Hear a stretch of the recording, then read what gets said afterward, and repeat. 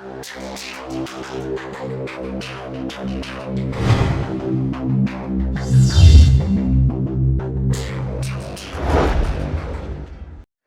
evening everyone, I hope you're doing good. Welcome back to the channel. Today I'm going to carry on with the last chapter of the Stuart dynasty, civilization module, second year students of course.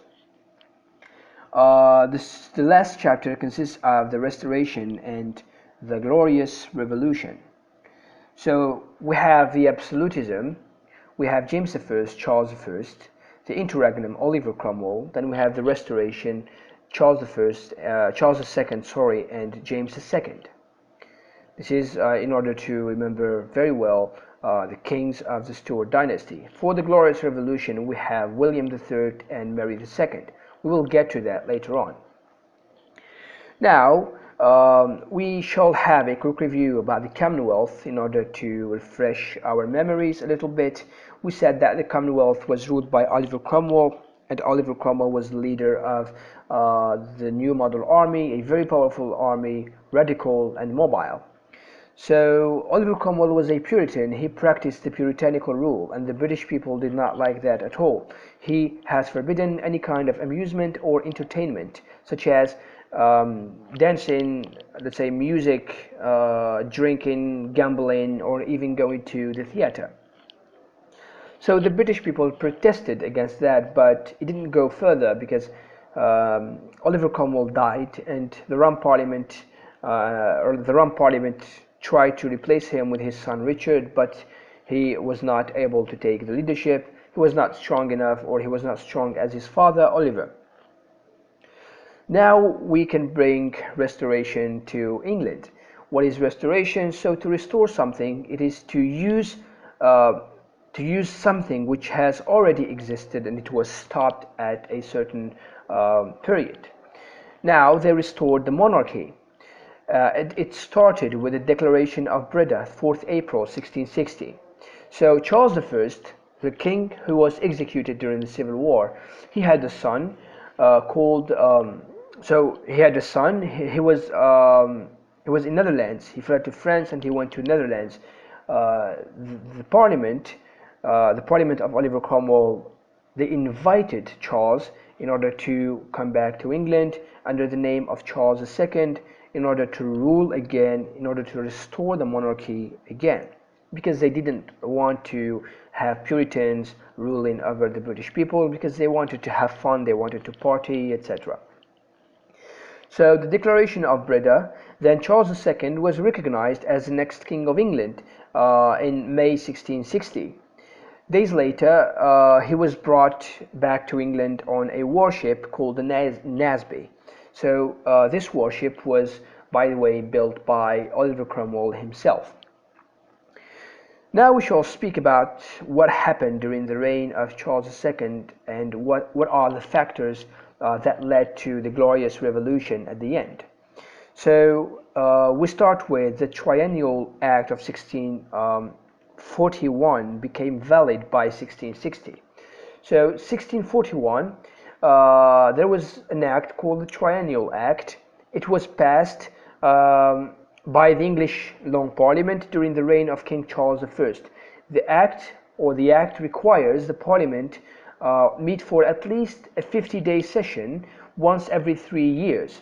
It was intended to prevent kings from ruling without the Parliament, because if you take a look at the reign of Charles I, from 1629 until 1640, he ruled alone. He summoned the Parliament once more because he needed money to finance the war against the Bishop, or the Bishop Wars, or that rebellion in Scotland. So they obliged Charles I to sign the Triennial Act in order to prevent the upcoming kings, or even Charles I, to rule without the Parliament again. Now, with that being said, we shall move to another act called the Indemnity and Oblivion of 1660. So indemnity and oblivion means to forget.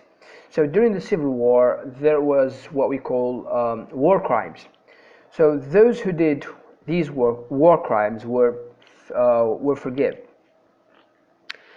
So they were forgiven, and by 1661 we had the new parliament called the Cavaliers Parliament. Uh, we have changed Rum Parliament with the Cavaliers Parliament, and in 1662 the Licensing Act. By the way, the Licensing Act, it means that the Cavaliers were allowed to prolong the existence of the Parliament. Now the Parliament is becoming powerful. Then we have the dissenters. The dissenters were separated by the Anglican Church. If we go back to James I, sorry, if we go back to James I, he wanted to have a religious uniformity. He obliged let's say, the Calvinists in England, such as the Puritans, such as the Separatists, to go to the Anglican Church for personal reasons, because the church was supported by taxes. During the reign of Charles II, he didn't do that. Let's say, he separated them from the Anglican Church. He gave them the right to practice their own religion. So this is what we call the dissenters were separated from or by the Anglican Church. In 1662, the Act of Uniformity, Charles II unified the prayer in England and Scotland and Ireland. Good things. Then Charles II, let's say, some of acts or declarations that he has initiated or done. We had the Declaration of Indulgence and the non-enforcement of laws against Catholics and non-conformists. So this declaration consists of not persecuting the Catholics in general.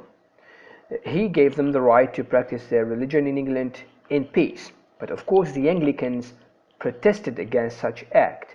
Why? Because meanwhile in Europe we had the Catholic resurgence. The Catholicism was becoming more alive in Europe, and the English people were afraid that to happen in England as well. So of course they protested, because Anglicanism was the official religion of the country. Then we have another act called the Test Act, or the Test Act. It is an act for preventing dangers which may happen from the popish recusants. When we say popish recusants, we mean by that Catholics. It's like an insult to them to tell them popish recusants, the followers of the Pope in general. So all office holders required to receive communion in the Anglican Church.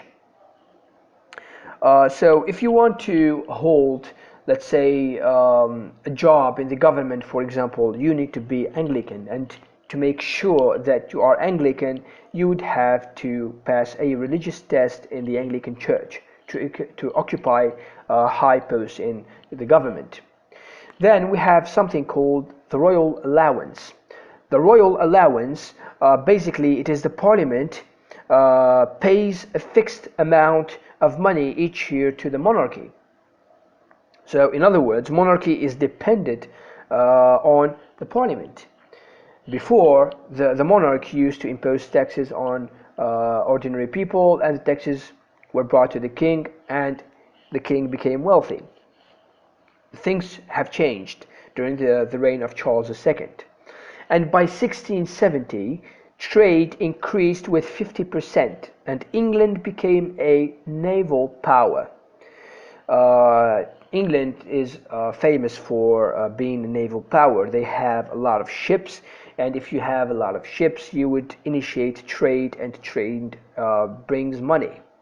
So the parliament became powerful and wealthy, and the income, the fixed amount of money which the parliament used to pay the monarchy, tripled. The king was given an amount which was, let's say, bigger with 3 times. So of course Charles II was not satisfied, because if we look, for example, if we take Charles II's personal life, he had 14 children from 7 different women, and all these children were illegitimate. They couldn't become, let's say, kings after Charles II, because these women were not the wives of Charles II. And the Dutch, meanwhile, they were a trading power. Therefore, we had the First Dutch War from 1665 until 1667, and England was defeated. The British people started to regret Oliver Cromwell a lot. So after the defeat, on June 1st, 1670, Charles II made a treaty called the Treaty of Dover with Louis XIV, King of France. So the Treaty of Dover, the public terms, or let's say the obvious terms which were abroaded in public, it was the fact that in case England or France declared war on the Dutch, they would unify their forces and they would fight together in order to defeat the Dutch. But the secret terms of the treaty, it was to end the laws which harmed the Catholics in England, and the King of England, who is Charles II, would become a Catholic when the chance is seen perfect. So we have in 1672 Louis XIV declared the war against Holland, and England, of course, respected the agreement and they joined France, and both of them were defeated by the Dutch. So we can say that the relation between England and Holland was very bad. And Charles II was a sly man. He was very smart. He wanted to arrange a marriage.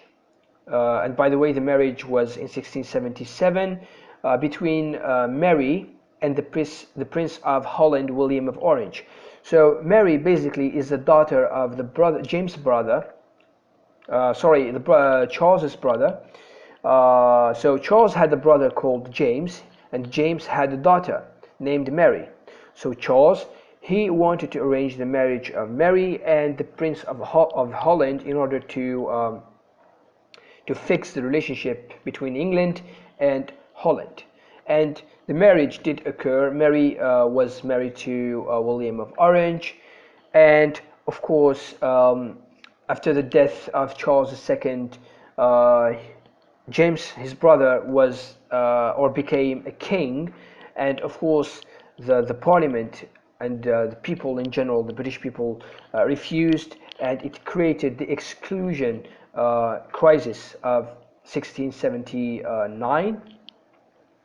They wanted to dethrone James even before he got ascended to the throne, because James was a Catholic, and having a Catholic king in a Protestant country was very bad for business. Now we shall move to James II and the Glorious Revolution. Or how did we get to the Glorious Revolution? So we had James II, the future king of England. He was a papist, he was a Catholic. Knowing that a Catholic king would govern England, a Protestant country, it created the exclusion crisis. The exclusion crisis, it consists of two parts of the Parliament. We have the Tories and the Whigs. The Tories favored the succession of James to the English throne. They wanted to have James II as a monarch. And the Whigs, they wanted to exclude James from the succession. And by the way, Charles II called the Whigs bluffs. So before they get to vote or anything, Charles II dissolves the Parliament.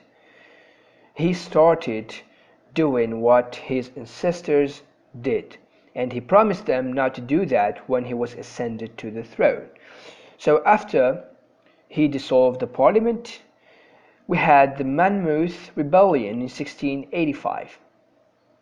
Right, so people rebelled against Charles II, and we had what we call the bloody assizes or assizes. Over 1,000 people executed or deported for treason. Over 200 people were hanged, drowned, and quartered.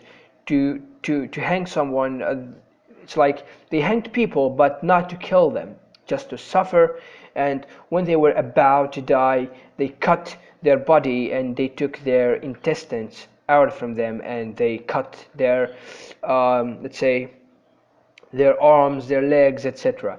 This was very cruel, and of course it was ordered by Charles II. So now Charles II is doing the exact thing that his ancestors did. So then in 1685, Charles II died and James II was ascended to the throne. And the first thing that James II did, he suspended Test Acts.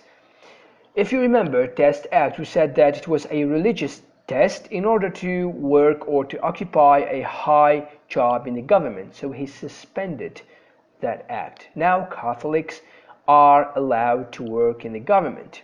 He even recruited Irish Catholics for the army. So James II didn't wait until his death in order to tell the others, to tell the people that he was Catholic.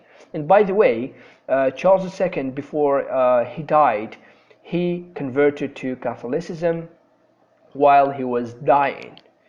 He brought a Catholic priest and he converted to Catholicism. He was baptized again.